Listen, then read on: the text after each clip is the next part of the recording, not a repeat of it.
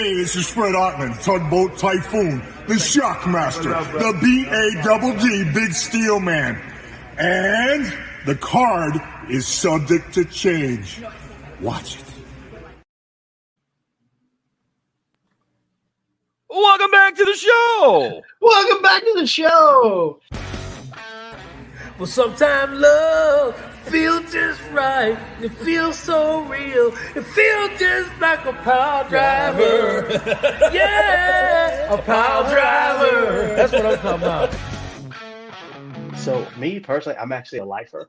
I don't remember a time that I wasn't watching professional wrestling. Even my mom explains it to me as when I was a small child, you know, I would just stop in front of the TV and just sit and watch, and I'd just be quiet. It just totally zoned in. So I always been a wrestling fan. And as I get older and even learn more about the business, it's like I continue to fall in love with it for different reasons. It blows my mind. And I'm like tugging on my mom's pants and stuff. And I'm like, Mom. And she's like, yeah, what? And I go, I want to do that. And I'm like pointing at the TV. Well, she looks and she goes, oh, you want to be like Macho Man and wear the cool sunglasses and say, oh, yeah, and do the elbow drop? And I go, no, I want to be the guy throwing snakes at people. Yeah. And now, your hosts of the Card Subject to Change podcast, the For Frequency's Sake Tag Team Champions of the World, the Wizard CZ, and Never Wrong Nick Bull.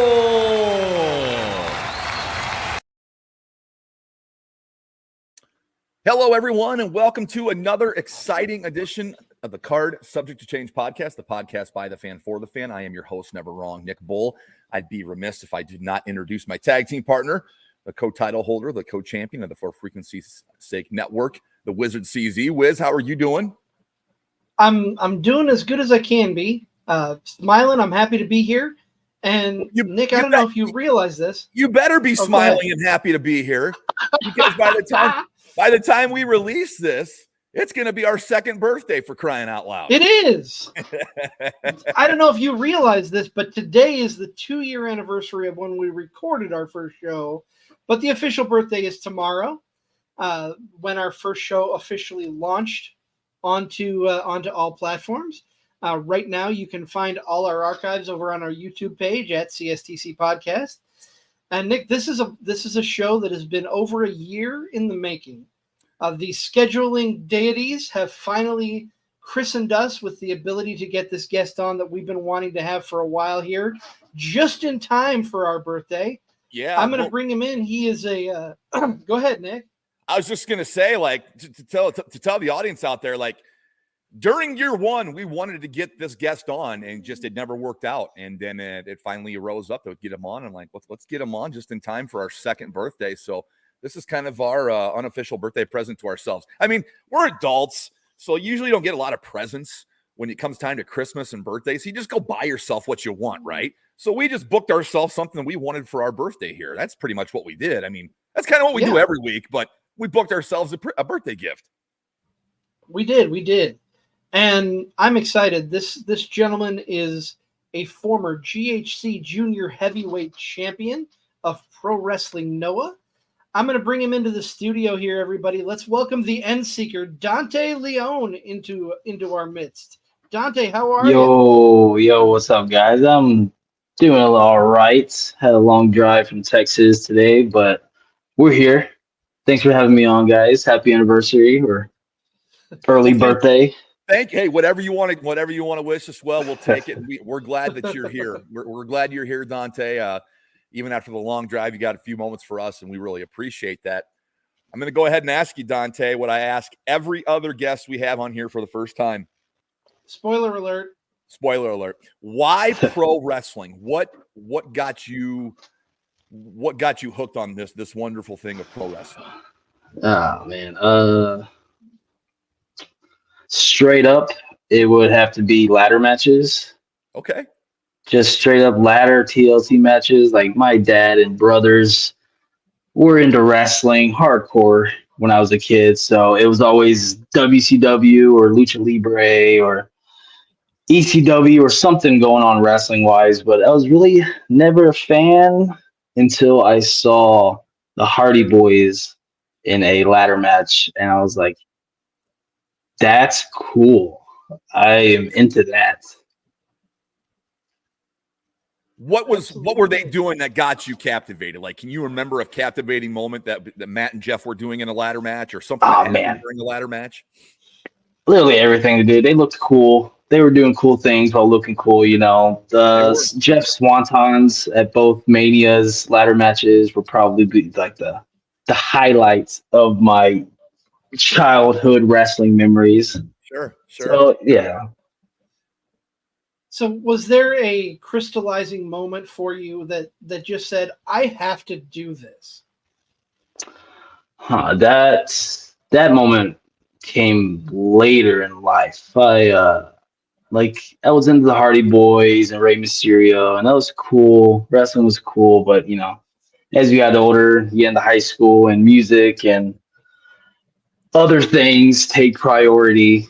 And I got dragged to WrestleMania 25 by my brother and my dad, and there was a match on that card which I didn't care about, didn't know what was happening. But when the Undertaker and Shawn Michaels wrestled, it's it was like life changing. I was like, yo, you can make people feel this way by like super kicking and diving around and stuff, man. That would be the moment that I was like, all right, wrestling is what I want to do. And I was 14, and then I dug around, and probably 2-3 weeks later I found a wrestling ring, and then gave it an attempt at least. For sure. And you're speaking my language with WrestleMania 25. Yeah. You say dragged me to WrestleMania 25 any day of the week. Yeah, I want that to happen Twist to me. my arm. I've been drugged to independent shows. I've been drugged to independent shows, but I've never been drugged to a WrestleMania. That's what I want. Oh man, I ended up hating that morning and ended up falling in love with it by the end of the night. So yeah, that was a cool day. What a story that is. I mean, of all the things that really you get drugged to a WrestleMania, and then you possibly, you are just captivated by what many people consider the greatest match in WrestleMania history, HBK Taker at 25. I mean, 100%. Yeah, what an experience. What an experience. So let me ask you this: you're from Texas, a long way up here to the Midwest in the Quad Cities, and you're Black and Brave trained, which is right in our backyard. What brought you up to the Black and the Brave Wrestling Academy?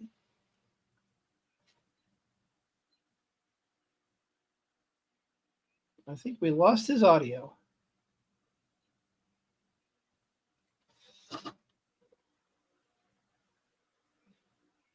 Dante, we can't hear you if you can hear me. You may have muted yourself, or if you want to hop out of the studio real quick and hop back in, sometimes it glitches like that. But Nick and I will talk. Well, Absolutely. Nick's going to talk. He's got the pretty face and the pretty voice. I'm so jealous of him to be drugged to WrestleMania 25 to see Michaels and Taker live.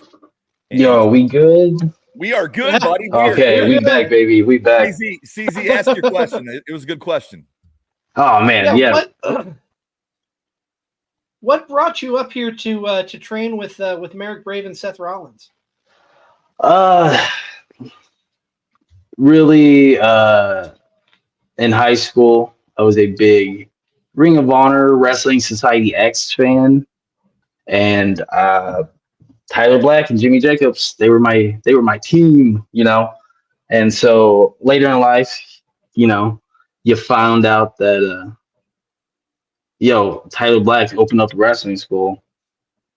I'm gonna go to that. I want to learn, because even like as a kid, you can see how like different and cool shit. I mean, my bad. Cool things I could do, Yeah, and I wanted to do that. I actually signed up for the Dudley Boys Academy in Florida like a year or and a half prior, but I suffered like apparently I had a rib out of place, and so that took a little hiatus.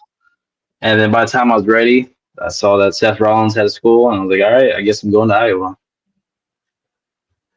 So how old are you, Dante, when you get to Davenport to start wrestling training at Black and Brave?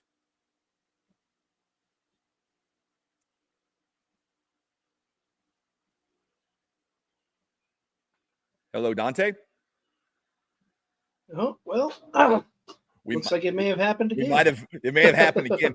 I definitely want to ask him how old he was when he got here and what the experience was like, going halfway across the country, coming to a wrestling school.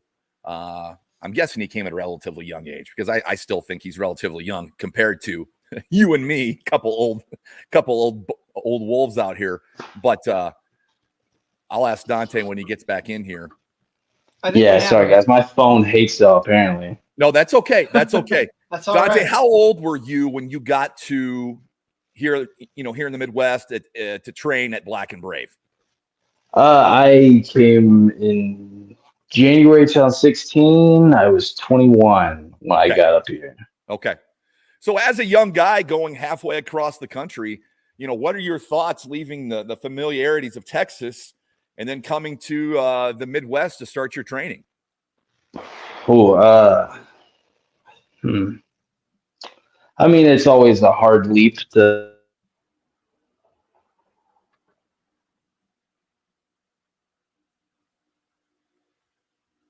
Man, I talked about the deity smiling upon us, and for some reason the audio just keeps going in and out. Dante, I'm sorry. You jinxed the CZ. I've jinxed us. Rewind. Start the show over. No, hop back out and back in again. I'm sorry. His audio's all. It's all right. This is how we do it live. We don't edit on here. This is how we do it. It's on the fly. We're in front of the crowd. Raw, uncooked, uncensored. We are uncooked and uncensored. But no, I mean, I couldn't imagine being 21 years old and traveling across the country to start something new, not knowing anybody. I mean, I'm just fascinated with that facet or that asset of people's lives that they're able to do that they're able to leave and pick up and go somewhere. As a 21-year-old to chase your dreams. So we all were young once. Don't get me wrong. It was quite some time for you and I, but Dante's still young. So I just wanted him to reflect on that time of coming here and starting training here in the Quad Cities. So I think we've got Dante back. Dante, are you there? I think I fixed it. I think I did. What did I cut out? What was the last thing I said? Because I was rambling for a second. I was asking you. I wanted to ask you, what was it like to leave the familiarities of Texas, to come halfway across the country into the Midwest and to train at Black and Brave? You're 21 years old. Take me back to that day, that time frame, and what you were thinking, what you were going through. Really, at that time, I was just ready to get out of Texas, man. I knew that wasn't my scene, and so a change of scenery was really a positive. So I wasn't really too scared or hesitant. I was just ready to actually start the journey.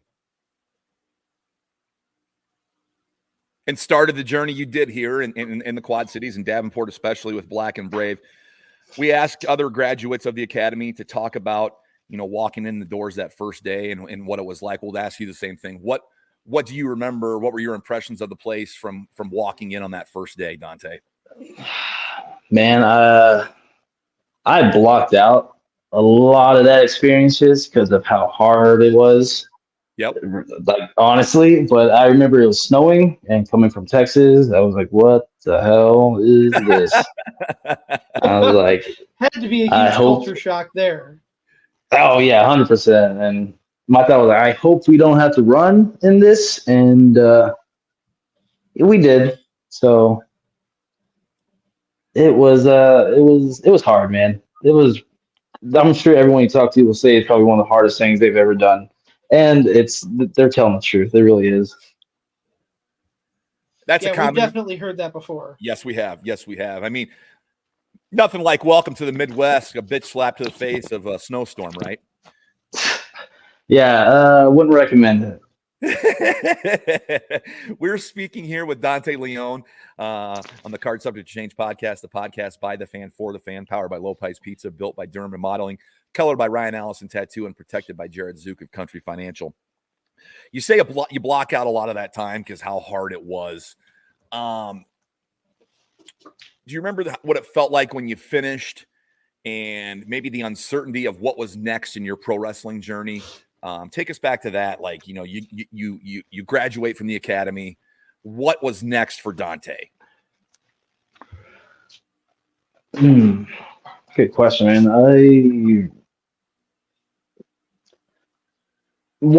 Happy that I could have accomplished something and move away, across the country and actually finished it, did my goal.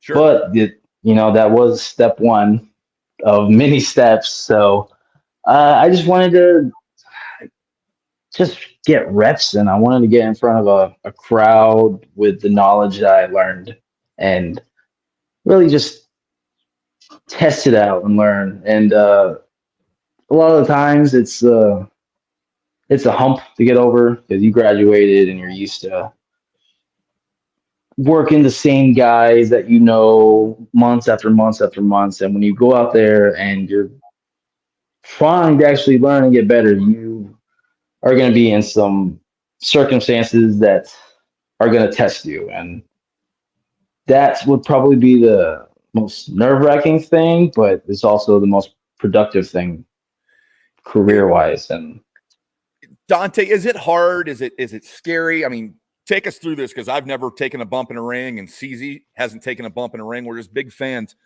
Is the hardest thing to do after you graduate from school, is it to go out and get the bookings and be seen? Is that the hump you're talking about getting over? Yeah. And like, just because you graduate, you don't know everything. You've Right. got the bare minimum. And so you don't want to stay at that. You want to go and learn, and you want to progress, and you want to get to a level that you envision yourself at. And that would probably be the hardest thing, is because you're not going to be Shawn Michaels out the gate. You're not going to be TV ready. You're going to fail a lot. And so that probably the most nerve-wracking thing, the falling and the bumping and everything. You learn that. You're fine. It's the failing in front of a crowd and fighting to get better for the next time is really a mental toll that it takes a toll on a lot of people, I feel like. Absolutely. So on that front, one thing that I like to say every once in a while is that iron sharpens iron. When you're in the ring, Definitely. Who are some of the people that have helped you improve and helped you become the wrestler you are today?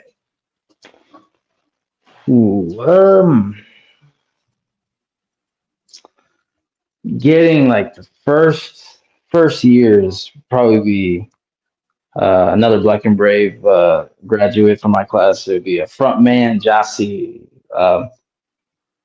When you get started, it's really beneficial to have someone that you can try new things with, that you can push yourself, and they can push themselves with you. And as you say, iron sharpens iron. So the first few years, it's really helpful to have a brother there that you can just get better with, and that's an awesome feeling. But as time progresses, I would have to say probably my homie Ninja Mac, I would say, because we're probably two people that do things other people can't. And it's when you get someone that's talented in that regard, you get to try new things, you get to experiment, you get to test yourself, and honestly, like, just become better with someone that you feel is on your skill level.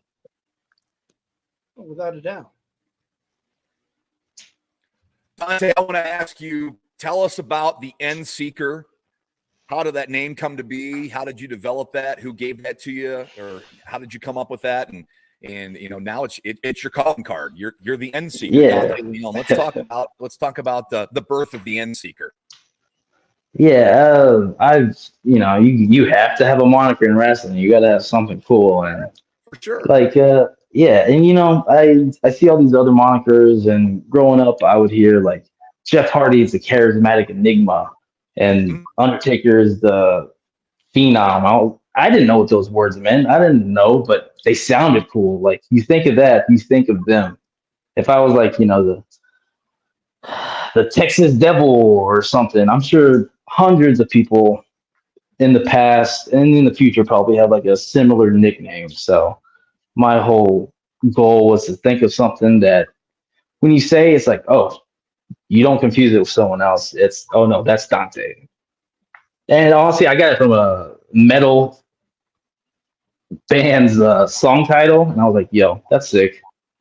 I'm gonna call Awesome. myself that. That's cool. That's cool. Yeah. And Yeah, that's all right. obviously you want to make yourself stand out in this business so that eyes are getting on you here. And that's the name does so much for that. Talk about what else in your opinion makes you stand out as a wrestler? Yeah.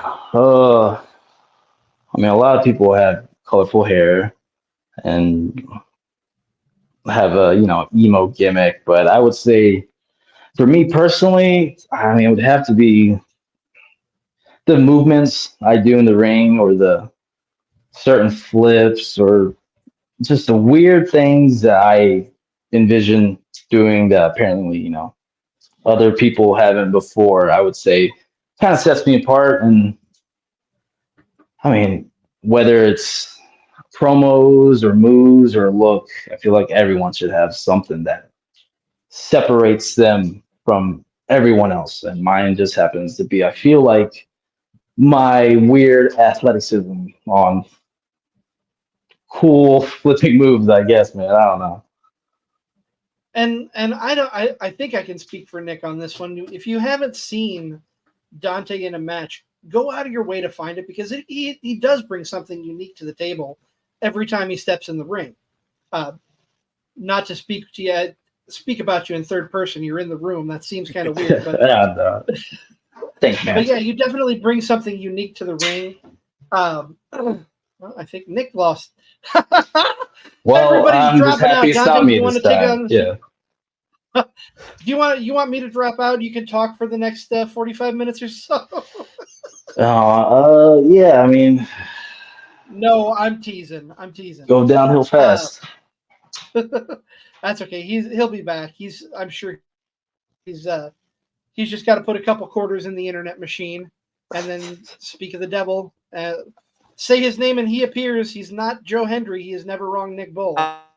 I believe in never wrong. I wanted to say, I think what's great about, you can see Dante Leon and SCW Pro. What I really appreciate about Dante Leon is I can come home and I can flip on, Triller and see you on an indie show in GCW or see you elsewhere. Talk about some of the other places you've worked and some of the people that you've met that maybe have stuck with you and have helped you get to where you are. Oh, for sure. Because I know I pop when I see Dante Leon on a GCW show. I'll tell you that much. Oh yeah, man. Those are fun. I mean, firstly, you have to start off with Ninja Mac on the journey. We both popped off together, and one of our matches in Loco in Houston, they got the eyes of GCW on them, which helped us get to there in the first place. Yep. You just meet people that are just cool, and like you learn from them, and they help you. Try to help with whatever you can. I mean, man, Joey Janela, he's probably one of the biggest unsung heroes of my career, just from seeing clips and wanting us in GCW and like even vouching for us. So, definitely him. Man, everyone I met in Noah is honestly probably the coolest people in wrestling, and are there to help and progress. And just, those are the ones that like come to mind, but I'm sure there's hundreds others. Sure. I'm glad you brought up Noah because you're a former GHC junior heavyweight champion over in Noah. Not a lot of people that we talk to have gotten to work in Japan. Just talk about working. From Texas, you come to the Midwest, you come halfway across. I was going to wait to, yeah. I was going you're on the other side of the world in Japan. Just talk about that whole experience. I mean, I don't know a lot of people that have worked in Japan. I just love to hear the stories. Man, it's definitely a different world over there.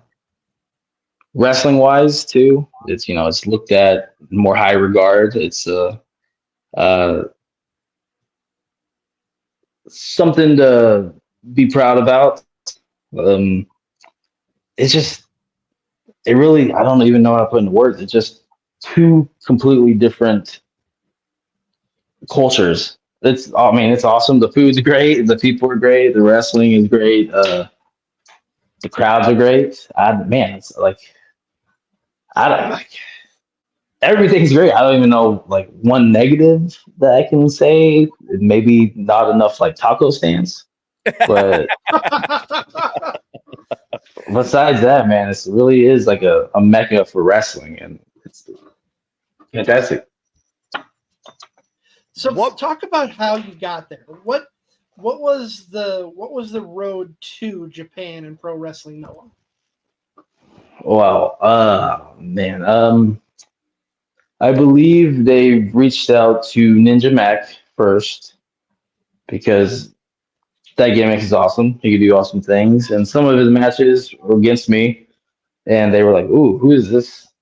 Who is this little weirdo that can do some cool things too?" And they had like a open call. They were like, "We want the best international wrestlers," and I was like, "You know what? I'll email them. I'll throw my hat in the race." And I don't know, maybe a month or two goes by. I get a message like, "Hey, have they reached out to you? Because they've been like mentioning something." I was like, "Nope." And then I think like another week or two goes by, and then I get a message from someone on Instagram. It was like, "Hi, would you like to come to Noah?" And I was like, "What?" And then I reached out to them. I was like, "Yeah, I would like to, please, thank you." And like, we actually emailed you, and I didn't even read the rest of the message. They said they emailed me. I went to my emails, and apparently in my spam folder for the last month and a half or two was a, "Hey, would you like to come to Noah?" email. And after that, I tell every single wrestler, like, check your spam folders every single day, in the morning, in the night, because you will never know what's in there unless you check. So, I got that email. Said, yeah, I'm definitely interested. And I believe the next month flew out there for the first tour. What was that first welcome to Japan moment you had when you got over there? Like, was it in the ring? Was it just experiencing the culture outside of the ring? What was that welcome to Japan moment you had?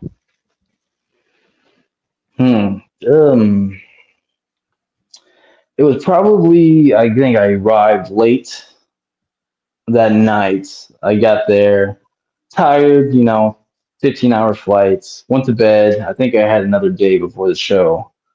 And I just woke up in the morning and started walking just aimlessly and just sat on a bench in a park and then just soaked it in. I was like, wow, I am here. I am in Japan. Everything is beautiful and different, and it is time to go to work. Absolutely. What I want to know is so you are the first person we've had on who has been to Japan, and I think that's awesome. I want to know what the atmosphere is like between being in a ring here in the United States and being in the ring in Japan. What the crowd feels like and just what the whole environment entails, the difference between the two. In Japan, it is very more, they are focused. They are watching intently. They understand what wrestling is, but they also just respect it to a whole different degree. That it is, you feel everything that you do is appreciated, that it matters, and that you want to give them their all. There, in America, it's fun and games sometimes. You have hecklers, you have people that want to be a part of the show, but over there, they don't. It doesn't seem like they really do. They want you. They're focused on you, and I think that may be the biggest difference, For sure. in my opinion, at least. Yeah. Well, we're about 30 minutes in here, technical difficulties aside. It seems like everything is working perfectly now. We're going like clockwork, and I hope I didn't just jinx it. But we're going to take a quick short break. We're going to pay dues to our sponsors and our other shows on the network and talk a little bit about Toys for Tots, the fantasy football league that's coming up by FFSQC. We'll stay tuned. We'll be back on the other side of the break. Football season may be over, but for frequency's sake still has you covered for all your sporting needs. Tune in every Sunday when the best professional wrestling podcast around, Cards Subject to Change, gets you caught up on everything inside the ropes. They won't miss a count with weekly analysis and interviews. More into auto racing? We've got a double dose for you on the track. Tune in to Fast Money with Rod Villagomez each week and win some money with the quickest bets in all of sports. Want more insight from Pit Row? Check out the Green, White, and Checkered podcast where they give their insight on everything happening on and off the track. Need your basketball fix? Points in the Paint has you covered with live shows every other week looking at everything in the association. Backed by popular demand, we have the return of The Payoff Pitch, FFSQC's baseball show, covering you on news around the MLB. If you're missing football, don't fret. Mark and Dan still have you covered in the football lounge. Missing Joe Winkle? Probably not, but he's still here talking sports on Educated Ignorance. Football season might be over, but we've still got you covered. For frequency's sake, you know what we mean. For Frequency's Sake is brought to you by Durham Remodeling, serving the Quad City area's remodeling and repair needs since 1973. Clint's Draft House, grab a bite and a pint. 7th Street Moline. Lopez, New York-style pizza served up by the slice or pie, Davenport. Lifted Energy, energy drinks, coffee, donuts, and more. #GetLifted. Atomic Sports Cards and Collectibles. Sports cards and memorabilia, vintage clothing, hats, pennants, and more. Ryan Allison Tattoo. Step into the vibrant world of tattoos with Ryan Allison. And A Cut Above, offering quality custom woodwork designed specifically around our customers. Hey everyone, we are checking out at Walmart. We've got ourselves 4 full carts. We got plenty of toys here. We're going to see what our final number is here in a couple of minutes. Well, we've got a couple of nice folks here checking us out, but hopefully we'll got plenty of stuff for everybody to get everybody a nice, happy Christmas this year. Football season is just around the corner, and once again, For Fantasy's Sake is running its annual Toys for Tots Fantasy Football Leagues. Don't miss your chance to be crowned the best fantasy football player in the Quad Cities and help raise money for Toys for Tots of the Quad Cities. The For Fantasy's Sake Toys for Tots Bowl is loaded with great prizes and even better local celebrity participants, ranging from professional athletes and news personalities, and even former Iowa Hawkeye fullback, SCW Pro and Pro Wrestling Trailblazer, Steve Manders. To sign up, just visit For Frequency's Sake on Facebook or Twitter and follow the links. Welcome back to the show. Welcome back to the show. This is our unofficial second birthday party here on the Card Subject to Change podcast, the podcast by the fan for the fan. We're powered by Lopez Pizza, built by Durham Remodeling, colored by Ryan Allison Tattoo, protected by Jared Zucker Country Financial. And we are joined by the Endseeker, Dante Leon. And Dante, I still want to... Yo. Hey, we're glad you're here. So glad you're with us. And we're so glad everyone out there is listening to this podcast here on the Card Subject to Change podcast. Dante, how long were you in Japan before you won the GHC junior heavyweight title? And you know, before winning that, you know, when they tell you you're going to be put in that position, what was that like?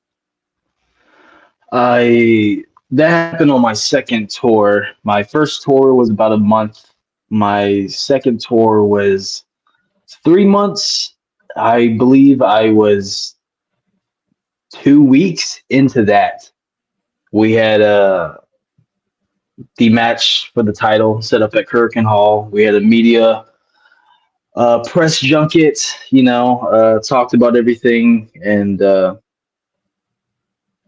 expressed how much that title actually meant to me, because growing up, that after I learned and fell in love with wrestling, the Noah Juniors, Kenta, Marufuji were my go-to wrestling. It was those were literally on my Mount Rushmore, and so that title meant a lot, and I expressed that. And day comes, you're in the stairwell. Booker Man looks at you and puts his thumbs up. It's like, you're a little confused. You have to get some clarification. Like, yeah, hey, I think I know what you meant, but are you are you sure? And when they say yes, you up. It's like, thank you. I don't know. Like, besides that, even just the match that we had in that building, one of my favorites. I went out there with my brother, and we did what we could in one of the most famous wrestling venues in the world for one of the most prestigious titles in Japan. And it's, regardless of winning or anything, just the match and the experience is a memory I truly cherish. You go from getting drug to WrestleMania 25 to winning a major title at Hurricane Hall. I mean, yeah, 14-year-old me. Yeah, my teenage self would be proud. What a story. What an experience. You mentioned Kenta and Marufuji. I'll go ahead and unofficially ask you, who is on your Mount Rushmore of wrestling, Dante?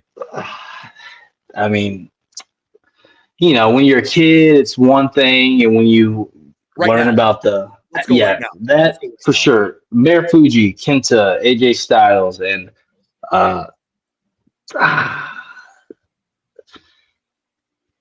Bryan Danielson, of course. That's the easy one, but those four definitely influenced me and are really the only four guys that I really watch. So definitely those. I got to put you on the spot then. Did you watch the most recent Styles and Marufuji match? No, man. I've been looking for it. I lost my login for Wrestle Universe. I'm just waiting for that YouTube video to come out and that high quality. It's out there on Twitter if you want to see it. And I saw it on a Facebook stream. Okay. You hold Marufuji, you hold Styles in such high regard. You're going to absolutely love the match.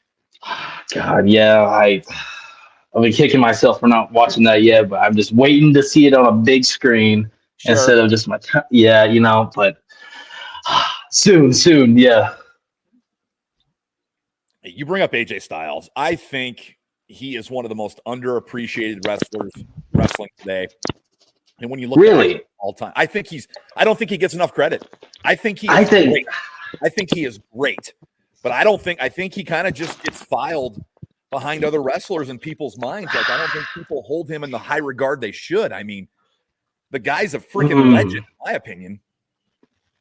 I've never heard anyone talk shit about AJ Styles. So I don't know if they talk shit. I just don't think they maybe respect him enough. I mean, the guy has done everything twice over. Okay. Yeah, no, definitely. If they don't think he's one of the greatest, then I don't know, man. We're watching two different wrestlings, I guess. Yeah, I agree, man. I think he is special. Absolutely think he's special. I've been watching a lot of his old TNA stuff, and yes, yeah, unbelievable, right? Yeah, he was the athletic freak.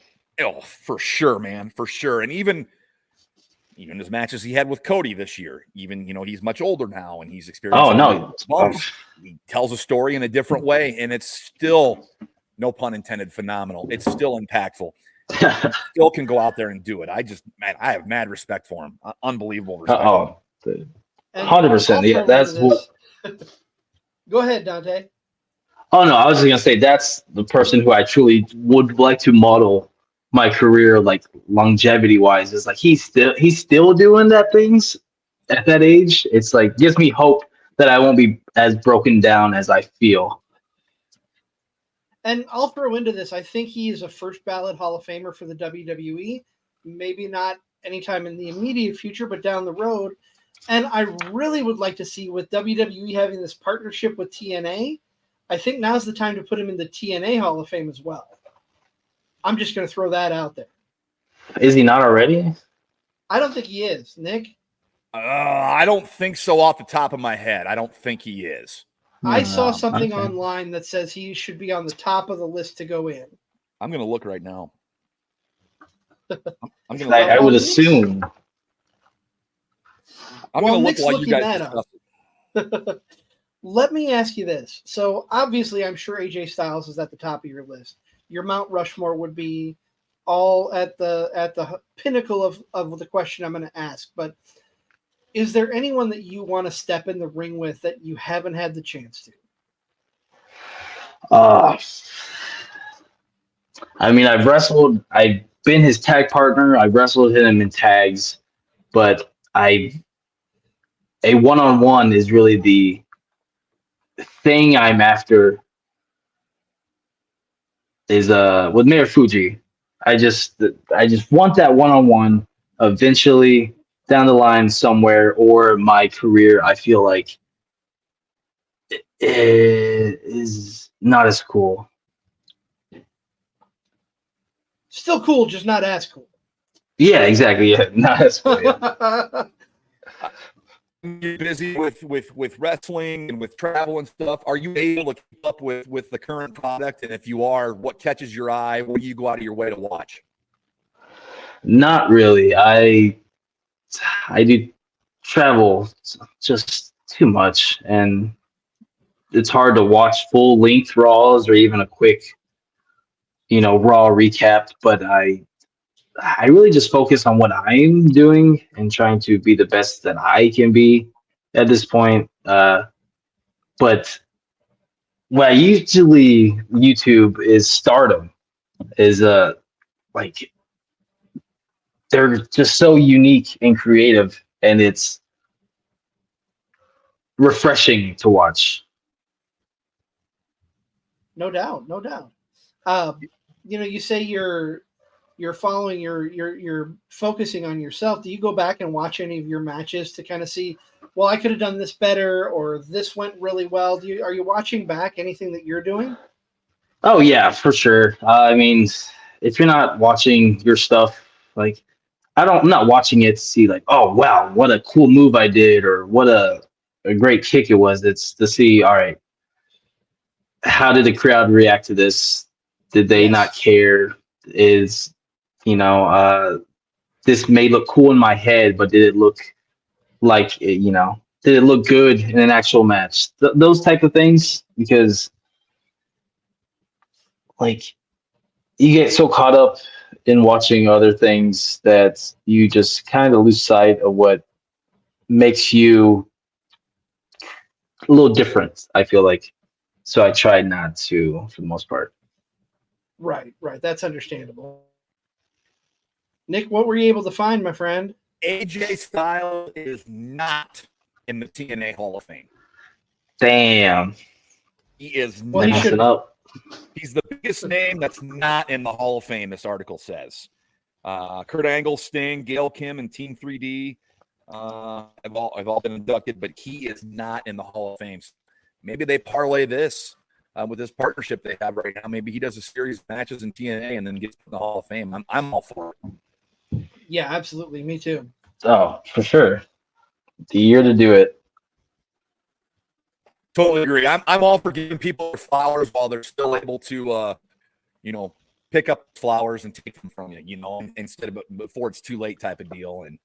And I don't know. I'm just excited to see what the future holds for Styles, to see who he feuds with next, because I love him. I don't think he gets enough credit, and I'm every match he's in, I'm fully tuned in. I think he's that damn good. Oh yeah, one of the best. So let me ask you this: you've been in the business, if I'm remembering correctly, about 8 years now, so close to a decade. What do the next 2 to 5 years? Professionally? Yes. What does the next 2 to 5 years look like for you? Where do you hope to be? Where do you see yourself in the next few years? Man, just busier. Hopefully on a beach at some point.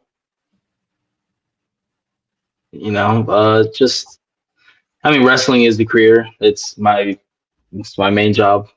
It's how I pay the bills. So really just keeping busy. That's all you really can do. Oh, absolutely. I agree. I mean, you just got to keep busy and keep learning and growing, right? For sure.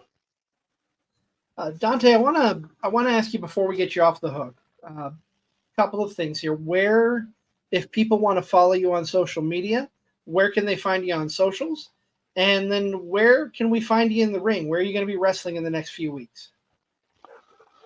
Well, my Instagram is Endseeker, and my ex Twitter is Endseeker Leon. And this coming up weekend, I'll be at Dreamwave on Saturday. And then the week after that, August 9th, I'll be back in Texas for Riot Wrestling Federation.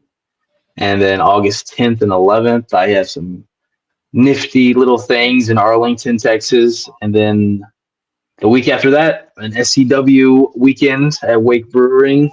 And then August 23rd and New Jersey for VXS is the on the docket.